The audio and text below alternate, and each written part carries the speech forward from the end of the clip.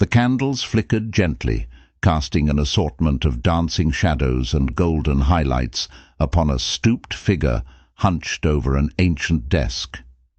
Here, in a remote corner of Hogwarts' labyrinthine library, beyond the towering stacks of books and hidden through a secret passage, sat Firenze Starwing, the newest addition to the Hogwarts staff. Firenze Starwing had always been a bit different. Nevertheless, the Hogwarts community took one look at him, his grizzled white hair and deep-set eyes that harbored a universe of knowledge, and he was immediately embraced. After all, in a school where portraits spoke and staircases moved, a man who had dedicated his life studying magical creatures was nothing out of the ordinary. Firenze was no ordinary magizoologist. He was a man who spoke with animals, whose closest companions were not people, but beasts of all shapes, sizes, and temperament. He possessed an uncanny ability to communicate with the magical creatures, each one responding to the low, musical hum of his voice, as though they shared a secret language. That evening he was engrossed in a text on the mating habits of hippogriffs, his eyeglasses resting low on his nose, but his thoughts were far away. He was contemplating the beau truckle that had taken to residing in his wild silver hair.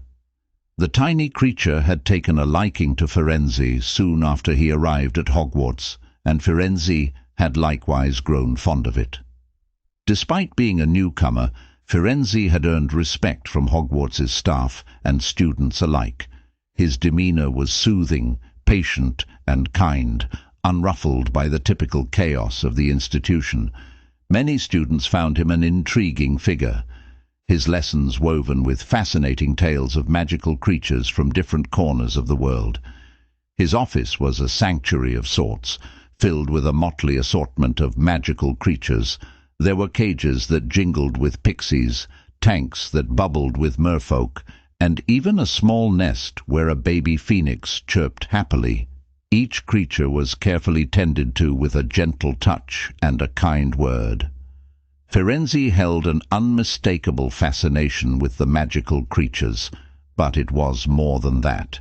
He saw them not as subjects to study, but as equals, as friends, with emotions and thoughts, feelings and fears.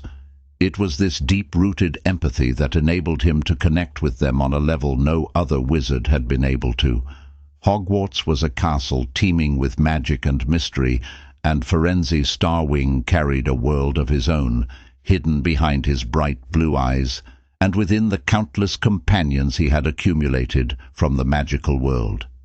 He was a portrait of man and beasts living in harmony, a unique story yet to be written in Hogwarts' enchanting tapestry.